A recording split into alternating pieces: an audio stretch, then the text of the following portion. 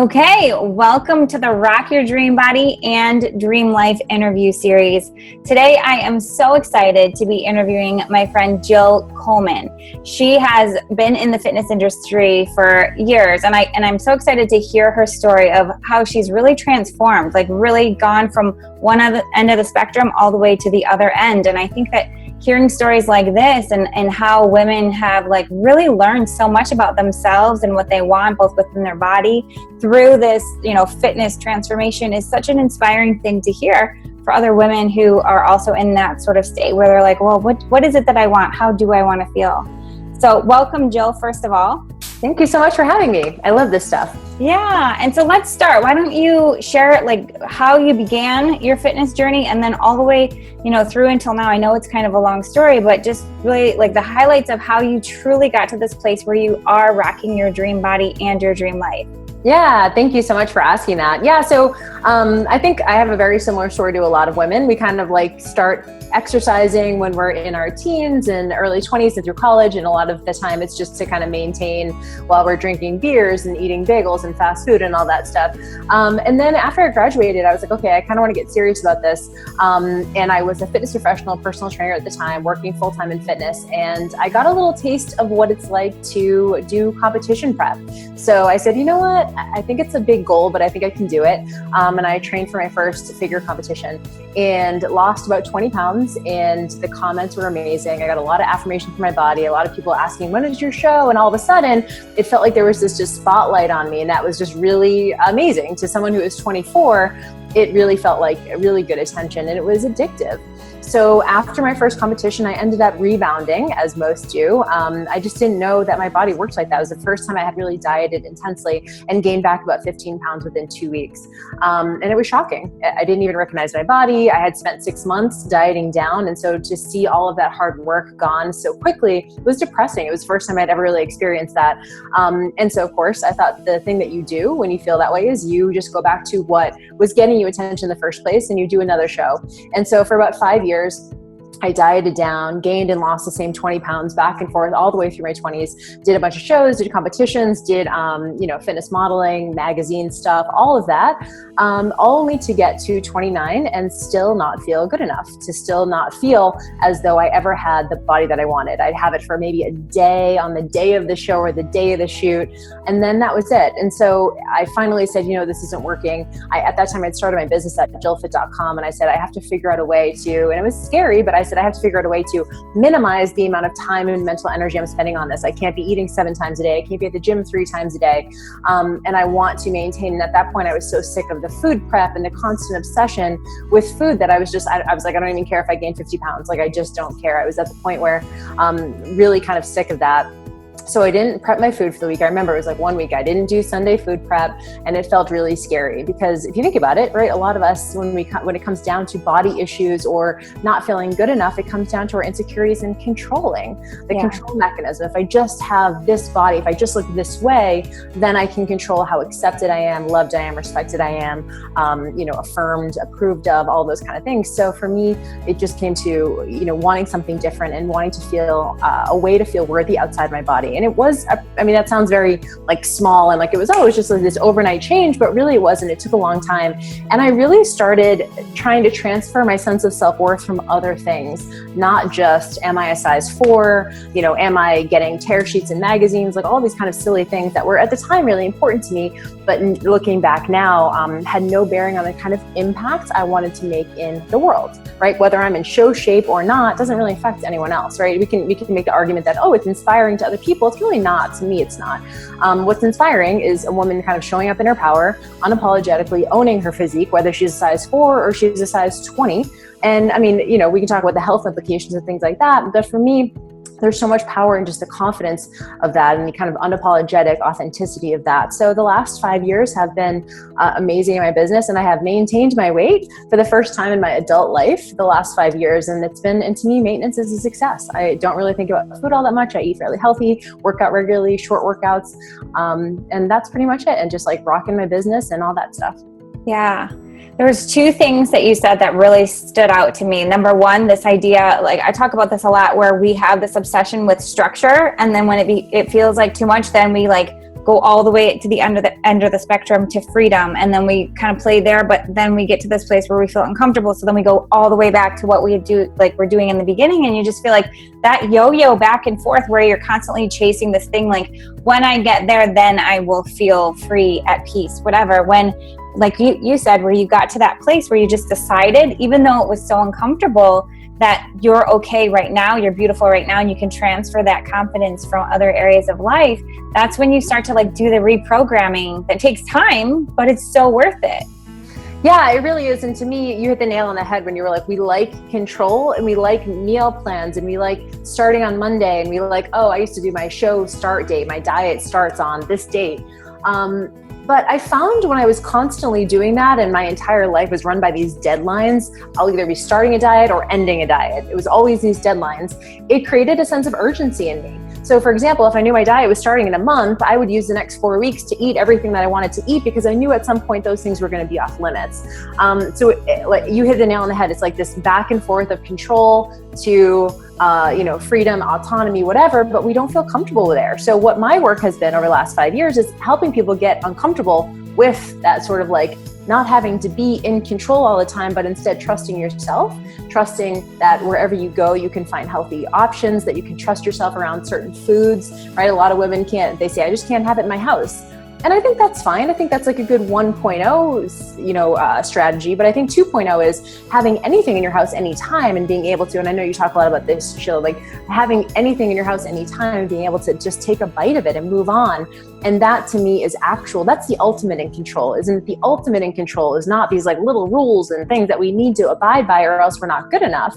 But the ultimate in control is being able to trust yourself in any scenario, on any food, anytime, and feeling like you just got it. Yeah. That's the thing, I think, is trust. Like we learned as women especially that we can't trust ourselves, and we need to trust like somebody else's plan or some other rules, when in fact when you go through and do that so much that you like really forget what it even feels like to like eat until you're full, or you know what I mean, like you set this bar so high about like, well, I need to do what that and that is saying to do, but I never even check in with myself, like, wait, how does this feel for me? And I love that's how, like, you talk about finding the foods that make you feel good and the rules that make you feel good, and then not worrying about what everybody else is doing. It's really hard because we don't trust ourselves, and it feels easier for someone to give us a plan. But I think you hit the nail on the head when you said that it doesn't take into account how we feel about it.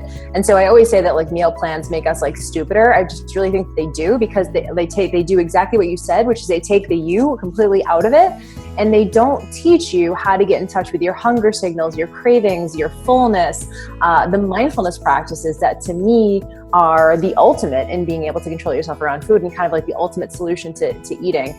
I think it's important, especially for women listening, to be like, oh, gee, it sounds great. Like obviously they've got it figured out, but what do I do when I'm in that place of feeling like I need that control or else my world will explode? So what do you do there? And I can totally relate to that, because I lived there for a really long time. I felt like I needed to get 2 hours of cardio every day. I needed to burn a certain amount of calories. And if I didn't, then I don't know what was going to happen. But I think the thing is going to kind of like worst case scenario. Could you, if you're caught up in doing a lot of cardio, a lot of exercise, a lot of like counting calories and counting macros and things like that, and you want to get away from that, for some people they like that. But if you find yourself going down the path of misery, what's the solution? I think it's asking yourself, what's the worst that can happen if you pull back a little bit? Because that way is always going to be there, isn't it? You can always count calories. You can always do a whole bunch of cardio. You can always go back and get a strict meal plan. Like those things are always going to be there. So why not try the new way? Why not just try a little bit? And then you can always revert back. Or I think what you'll most likely find is that you start to be like, wow, it's not as scary as I thought it was. Or I didn't gain 50 pounds like I thought I was. But give yourself the opportunity to have the full experience, and then you'll see what the worst case scenario is, and you realize it's really not that bad, and that you have a lot more control than you think you do. I love that, because I think that's what happens is we get so caught up in the fear that we're so afraid of what might happen.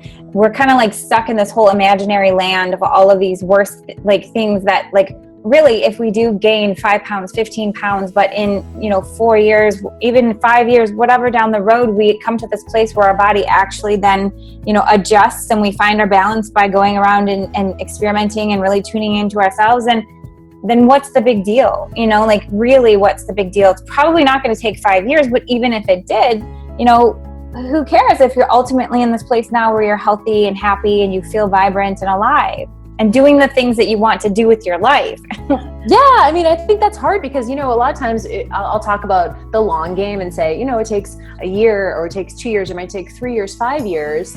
But in the grand scheme of the fact that most of us have been dieting for 5, 10, 15 years, I mean, I dieted so much throughout my 20s.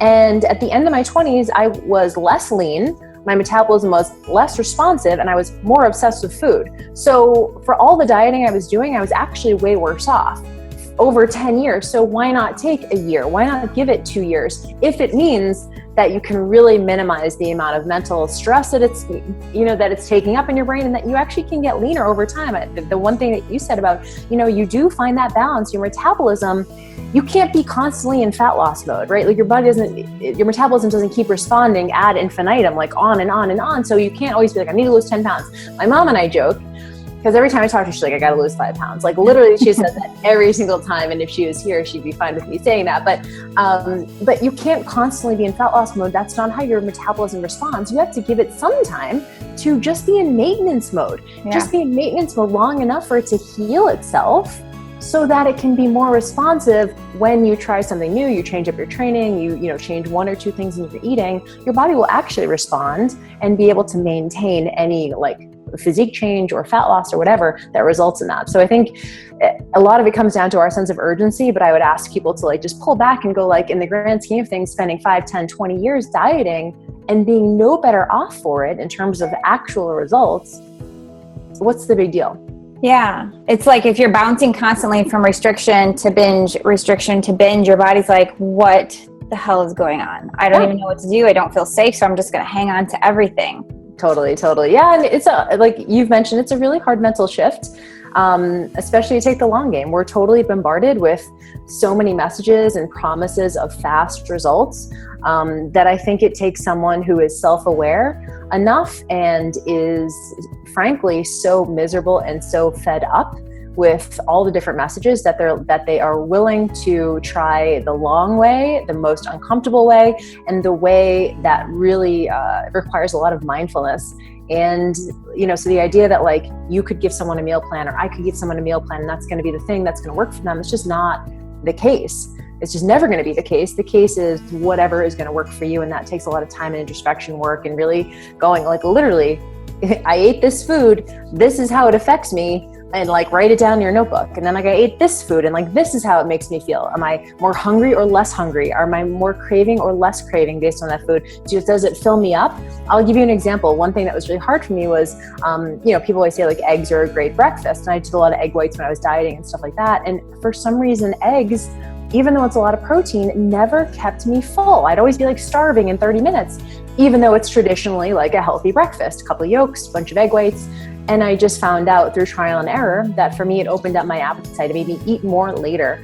So I had to switch that. I found that protein shakes worked way better for me in terms of how I was going to eat the rest of the day, right? Because meals don't happen in isolation. What we choose to eat at breakfast affects what we choose to eat at lunch. And even what we choose to eat on Monday affects how we'll eat on Friday.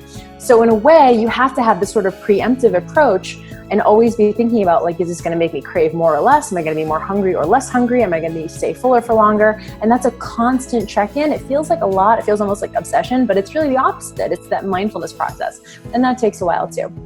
And that's the tough part, because I feel like right now at this, you know, stage of like the world, we're all so freaking busy that most people are like, I don't have time to think. So I just need to like resort to that quick fix or that program that's just going to tell me exactly what to do. So I find that's the biggest thing, is like helping people to see the value in taking that time. But like you said, it's like when you get to your breaking point, you get to that point where you have no other choice, or you're just like, I give up, then you're open to be able to see like, it's not about the quick fix, it's about the long game. I love how you posted on Instagram, you were like, everyone's over here like, hey, try this lose 10 pounds in 10 days. And I'm over here like, let's take a year or something like that. Yeah. I mean, it's hard to get your head wrapped around. I mean, I look at it this way, like you can get a meal plan, you can buy a diet book, you can get a coach who tells you exactly what to eat. And maybe it is less thinking right now, but you're going to do way more thinking later. And to me, that's going to turn into obsessive thinking and counting and looking and this constant mental calculation of how many protein grams and how many ounces of water have I had, and all those kind of mental, to me, feel like mental prisons, versus taking a little bit more time at the beginning. A lot of times people say mindfulness feels like a lot of work. It feels like, wow, that's like really a lot of like thinking you have to do. But here's the key about mindfulness. At the beginning, it does feel that way. And then over time, it becomes way more automated so that it's going on all the time. It's like this low level of automated thinking that feels really natural and normal. An example would be you're out at a restaurant and most of us don't have any clue on a scale from 1 to 10 how full we are, right? Well, we only know two things. We know if we're starving and we know if we're stuffed. Those are only two things that we like actually feel in our body. So what mindfulness does, it helps you actually go in your head, could I eat more? Am I at, am I about 50% full, 80% full? Like, where am I? And having that mental check-in becomes automatic so that over time, you just end up being in a restaurant. And even though you could eat more, you stop before, because you're just like, I'm good. I can take the rest home. It's totally fine. It'll be there if I need it. And you're practicing this abundance mindset, but it's this automatic check-in that most people aren't ever doing. Yeah. So, and it's a practice like anything.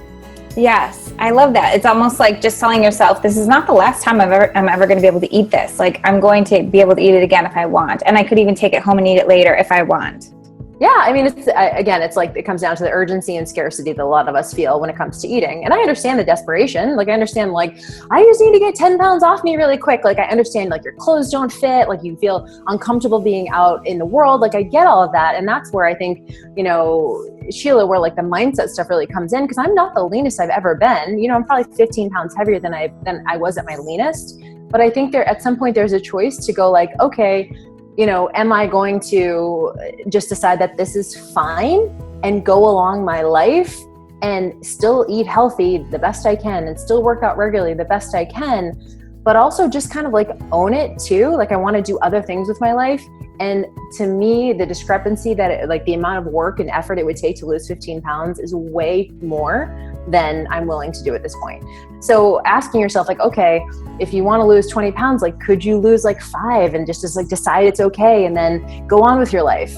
And I think, I don't know if you can speak to this too, but I think as you get older, you just get a little bit more comfortable with like, it doesn't mean you give up, by the way. It doesn't mean you say like, oh, this is fine, and I'll just like eat like, fast food every meal. You still take action, you still eat healthy, you still work out. But at some point there's a choice to just be like, look in the mirror and say, this is fine.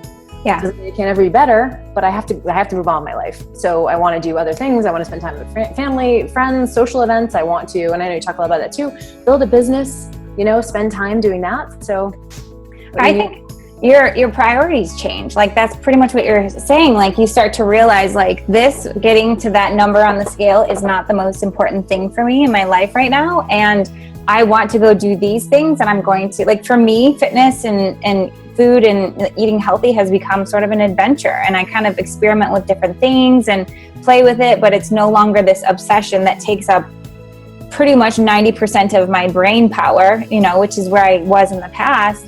And now it's just kind of a fun thing. And I know for you too, your fitness has evolved and you've gone through different phases. Can you talk about that a little bit? I know you said you went through a phase where you're traveling and you're like, not really interested, but now you're in more of a structured phase. Yep. And this is key. And I think this is really important. I'm glad you brought this up, because I think it's really important to think about the fact that how you're feeling right now isn't inevitable. It's not like it's forever. And I think a lot of us get really scared by times that we're unmotivated, or we get scared by times where we're a little bit hungrier, or I don't know about you, but like when I'm having my cycle, I'm just like, I want more chocolate, right? But I know it's not going to last. I just trust that it's not going to last. So after I was competing a lot, and even after I finished competing for a couple of years after, I still had the old cardio mindset ingrained. I would do, an hour a day, even 2 hours a day sometimes. And then I started just getting like so burned out. I started traveling more, and I used to joke with my friends, but I just wouldn't bring workout clothes when I traveled. That was like the thing. I was like, oh, it takes up too much room, my suitcase and all this. But really it was just like, I don't want to deal with it. I don't want to be in a new place, try and find a gym, like go down to the hotel gym. I just like don't even want to think about it. I was so exhausted from feeling like I needed to be on the hook all the time with exercise. I need to get more minutes in. I got to go to the gym again. That I just decided I didn't want to deal with it. And so for a couple of years, I didn't really. I exercised a little bit at home, home. I did a lot of leisure walking, and I think I really helped heal my metabolism, but I got really soft. And that was fine. I was totally fine with it. Still, liked my body, fit into my clothes, just a different look, right? It's just not like a weight training look. And then over the last probably 18 months, I've just fell in love with it again. I actually credit a lot of that with CrossFit, just because I started learning new skills. So I wasn't doing all the same bodybuilding workouts. I was always doing the hours on it. And right now, the most I ever do on cardio is maybe 15 minutes of intervals, a couple of times a week, maybe. It's mostly weight training based, all 20 to 30 minutes.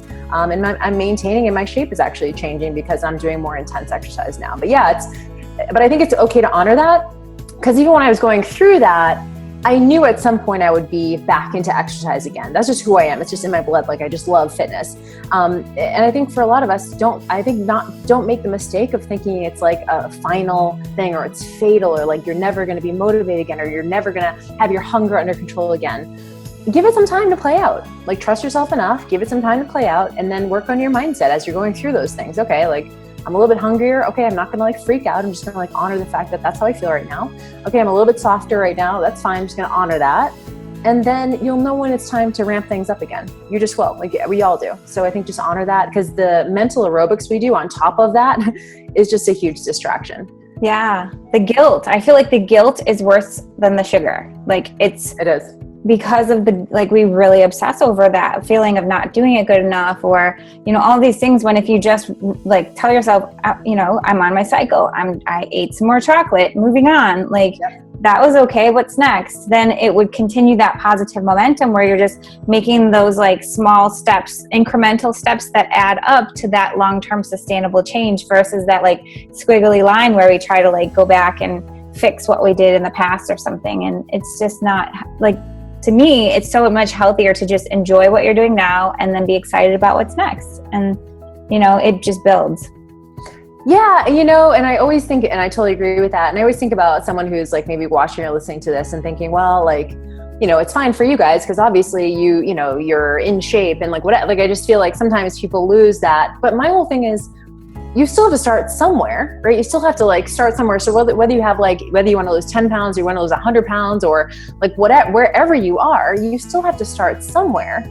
And I'm not convinced that the place anyone starts, regardless of how much weight they want to lose, is with extremes. I just don't think that there's ever a warranted reason to start with an extreme approach. So I know that if you feel you need to lose 50 pounds or 100 pounds, I know that that's really, it really is uncomfortable. And it just, and I think it's really easy to look and be oh, well, it's nice for you to say you're in shape, but honestly, this is the solution for anybody. You have to get right in your mind, or else you'll never sustain any physique change.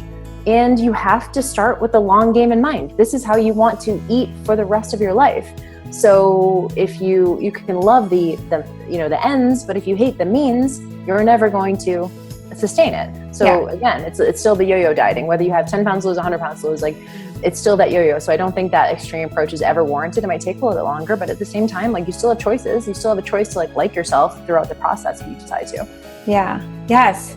So switching gears a little bit, I wanted to touch on the idea of permission. Do you feel for the work that you do with women, do you find that they have a hard time giving themselves permission to invest the time, attention, we were talking about the mindset stuff, that requires, quote unquote work. And I think a lot of times we're so busy taking care of everyone else that we tend to put our own needs on the back burner. Do you find that as well? Yeah, it's really interesting. So yeah, definitely my market is women, 35 to 55 who are traditionally have, kids, have families, have, maybe parents they're taking care of. So I think that there is something to being able to put yourself first. I don't have any personal experience with that. So sometimes it's a little bit hard for me because I, have a fairly simple life. I just got a puppy, which is a little bit harder, but, I don't have kids or anything in my business. I work for myself. So I think it's a little bit hard sometimes to relate to, but I do think that there are ways to find workarounds that don't take all day. So if you think about it, like we were talking about earlier about kind of the automation and kind of the mindfulness piece, putting in a little bit more time at the beginning, or even not even more time, just more courage. I think it takes more courage to try the mindfulness route, the moderation route. I think it takes more time and maybe more courage, but you save so much time later. I guess that's always been my argument, is that over time, everything becomes automatic. I mean, I used to feel like a full-time job. Exercising used to feel like a full-time job to me. Eating 7 times a day used to feel like a full-time job to me. And now I don't even, I mean, I know I'm going to get my workout in, but it's going to be 30 minutes and I don't even really know what I'm eating today. I'll just be okay, I'm kind of hungry now. Okay, what are some healthy solutions that I can eat within an hour? And you kind of surf that hunger a little bit, right? Because there's a difference between fighting hunger and feeling hunger. Yeah. That mindfulness piece comes into play that so all of a sudden you're not even thinking about any of this stuff until it's the time to eat or the time to work out. So while I do think it's more time maybe at the beginning, over time, there are workarounds and there are ways that you can minimize the amount of time. But yeah, you have to, I think the courage piece is huge. And to me, it's selfish to not put yourself first. Yeah. I know it sounds a little crazy, but because it has a ripple effect and it affects your relationships, it affects your career. When you take care of yourself and your cup's full, then you show up as a better version. You're not resentful. You're taking responsibility for that, really. Yeah, to me, it's actually the ultimate in selfishness to be I can't put myself first. It's what makes you so special? It's true.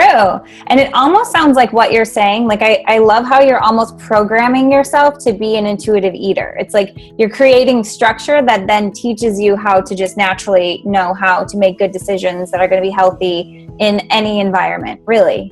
Yeah. And and I love a lot of these terms, intuitive eater, is exactly what it is. Moderation, mindfulness, these a lot of times they feel really intangible to someone who is not practicing those things.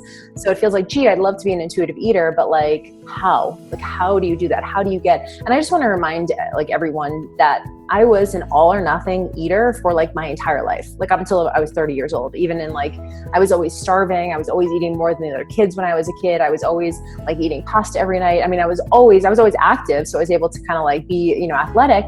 But honestly, if there was a bag of chips, I would have to polish it off before I went to bed. I just couldn't even have it in the house. If it was cookies, I had to finish all it up. I was always starting over on Monday. I was an all or nothing eater. I had to just finish everything. So if you're feeling gee, that's nice for you to mindfulness and intuitive eating and stuff, it feels there's no way I could do that, Jill. You don't know me and I don't know you, but I can tell you that that's how I eat now is the complete opposite of how I used to eat. Before it was all or nothing. I used to go to the grocery store at 5 o'clock on Friday so I could relax over the weekend with food and buy one chip item, one chocolate item, one cookie item. I would buy a couple of frozen pizzas. I would go to Mexican that night. I would, be splitting a case of beer with my boyfriend.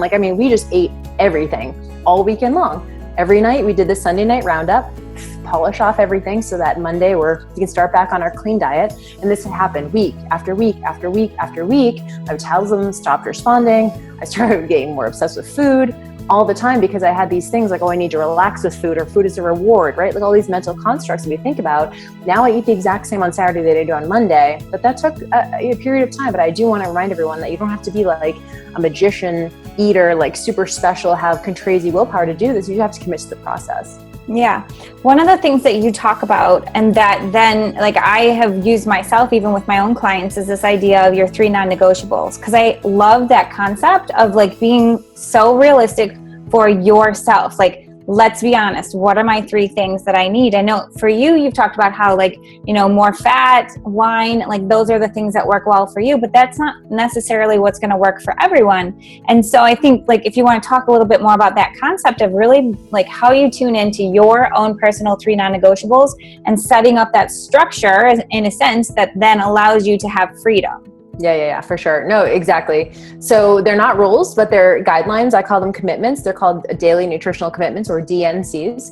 And the reason why this is important is because not all nutritional decisions have the same impact. So for example, it's much more important for me to get enough protein in my day than it is to worry about how many grams of sodium are in this salsa that I'm getting ready to eat, right? These are 2 decisions, but what a lot of us do is we put them on the same pedestal and we stress about both, even though the sodium, honestly, you guys, it's not a stress. Maybe if you're prone to high blood pressure and you're watching that, but honestly, for the majority of us, 99.9% of people don't have to worry about that.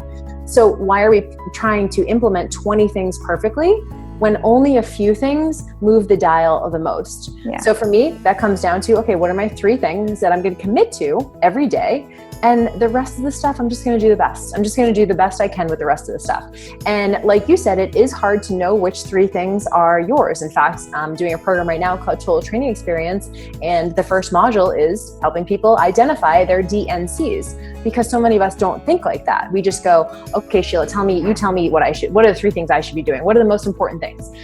And so identifying them for you takes some trial and error. So you have to go, okay, I know that I have 3 criteria. 3 criteria are the 3 E's. Number 1, they have to be enjoyable. So they have to be something that like when you do it, it feels like a ritual, or it feels kind of like, oh, I really like this food, to like how you eat. The second E is that it has to be effortless. So chances are you're probably already doing it. It's probably like a protein shake that you love, or maybe it's like this dinner that you absolutely love, or that you share with your partner or your family, or maybe it's this like, I don't know, protein shake that just fills you up and you eat it with a spoon and it's like this delicious ice cream type thing. So chances are you're already doing it. So it's number 1 is enjoyable, number 2 is effortless, and the third is effective for your goals, right? So we're talking about goals in terms of maintenance at this point, in terms of being able to kind of heal the metabolism before we go into attain mode, right? So there's maintenance, then there's attainment. And like I said, the goal can't be fat loss all the time. So what are 3 things that when you do them daily, take care of about 80% of your eating day? Of course, you're going to eat more stuff, but that last 20% is what you troubleshoot. So for me, it's going to be different for everyone. For me, I eat protein every meal. I don't care how much protein. I just go, does it have protein in it, right? Usually at least 10 grams or so. Number 2 is that I have a huge BAS, or big ass salad, every day. So that if I'm potentially not going to get any other vegetables that day, I get 5 or 6 servings. I know that the fiber keeps me fuller. Protein keeps my blood sugar more stable.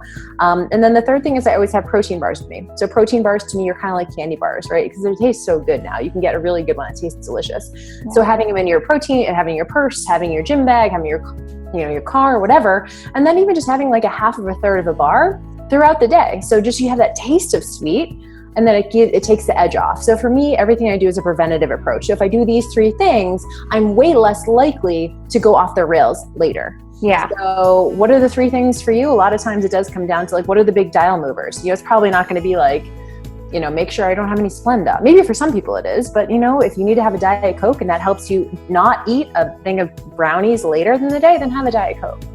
Yeah, and I find that once you start creating the like big general sort of guidelines, like you said, that like cover the bases, then your behavior in general continues to create that positive momentum, because you're not feeling guilty, you are feeling clear-minded, you're in this sort of positive state that then just repeats that as well.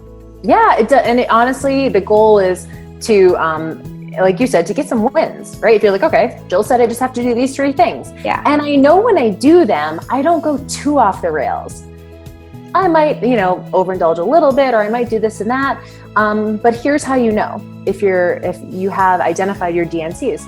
If you can't do them consistently, then you need to switch them, because they should be effortless. So if you're like, ooh, I'm having trouble with blah, blah, blah, that's probably not going to be a DNC. So go back to the drawing board. I've worked with a lot of women. A lot of them cite things like, I need to get 8 hours of sleep. Because I know if I don't get 8 hours of sleep, then I'm craving so much more the next day. That's what you always want to think about. How is doing this or eating this going to be impacting me later on? So I know I need to get 8 hours of sleep. I need to get protein every meal. I need to have breakfast for some people. Some other people are like, I'm fine without breakfast, right? So a lot of this comes down to, and this is disorienting for many of us, it's really disorienting to not have the rules. So instead we get to start creating the rules. And for me, you start really being successful when you start like breaking the rules. And for me, that was a huge shift of like, eat every 3 hours. And I'm like, but I'm not hungry every 3 hours, or I'm starving every 2 hours, or you know what I mean? So like taking you into consideration as a practice, but you have to start being an independent thinker and stop reading every blog and reading every, magazine and trying to follow some fitness models thing in a magazine. Like you just can't, you have to kind of like just block off that and go like, okay, I need to figure out what's going to work for me. And that takes time. Yes, it does. And that permission again to like self-experiment and really tune in and be like, does this work for me? For you, like you talk about having bacon and cheese, and like that's part of what makes you feel really satisfied. And for someone else that might not work, or that might be that thing where they're like, oh, I can have bacon and cheese, and then you have it regularly, and then it's not like this big thing that causes a binge. It's just like part of your lifestyle that you eat in moderation, and you have lots of greens and everything else, but it's the full big picture that you're looking at. Yeah, I mean, I think, right, like if I tell someone, oh, I eat bacon and cheese, they're probably like, oh, that's not healthy. And then you're like, well, it's healthy when you consider if I don't have it, then I'm going to eat a plate of brownies later. Like that's what we're talking about. We're talking about having these small nutritional gimmies, these small pieces of nutritional relief in your day or in your week so that you're able to stay like this, right? Because we have the experience of, and I do years and years of this, right? Every week, deprive, binge, deprive, binge, deprive, binge for years and years and years. So the goal is to even out those highs and lows in your eating. And you can only do that by starting to take the edge off sooner. I call them preemptive cheats, having things that are preemptive cheats for you. Not everything, but things that work for you. So if someone was like, oh, do you want some, I don't know, crackers? I'd be like, no, that's not my thing. So you have to be discerning. For me, I want cheese. I want, bacon on my salad. I want to use, I want more dietary fats. And you might be like, well, I just crave bread. I don't personally, but for someone else, they might need to have a little bit of like high fiber bread. Totally fine. Yeah. They might not do cheese. Yeah. And I think the important thing too with this is to realize like, you're probably not going to get it like right off the bat. It's going to take you some time. So if you have those times where maybe you want to have some bread or you want to have some bacon and you maybe overdo it a little bit, use that as a learning experience and don't beat yourself up, because it's like you're just going to get better and better at it. Yeah, for sure. No, it's a practice. If there's like one piece of advice, and it's hard because it's not sexy, it's the patience piece, the process piece, the introspection piece, but it really is the final solution. Yes. Awesome. This was so good. I think even that final point is like such a great place for us to wrap up, because I feel like that's the key, is just really experimenting and giving yourself that permission to just really tune in and find out what works for you for the long term. So thank you so much, Jill. Yeah, you got it. And honestly, like one little last thing I'll leave with you guys with is, if you find like yourself following people on social media or reading blogs incessantly that are making you more obsessed with this, and you feel like you have to jump from like rule to rule all the time or program to program all the time, like you need to just cut that off, because really it's not like you can go back to it later with new eyes after you kind of establish some like rhythms. But I think especially if you're in that place right now, it's probably the best thing you can do for yourself. Yes. Awesome. So where should we send people if they want to learn more about what you're all about or what you have coming up? What would be the best place? I mean, everywhere, but honestly, like JillFit.com obviously has all my content. If you guys, if like any of this resonated, if you go to JillFit.com/blog, on the right-hand side, there's categories. Just choose a nutrition category, and like literally there's so much free stuff on there for you guys. And probably Facebook and Instagram is just @JillFit. Awesome. Thank you so much, girl. I really appreciate it. And my pleasure. For everyone else, just remember, there's no better time than right now to begin feeling amazing in your skin. Take care, everyone.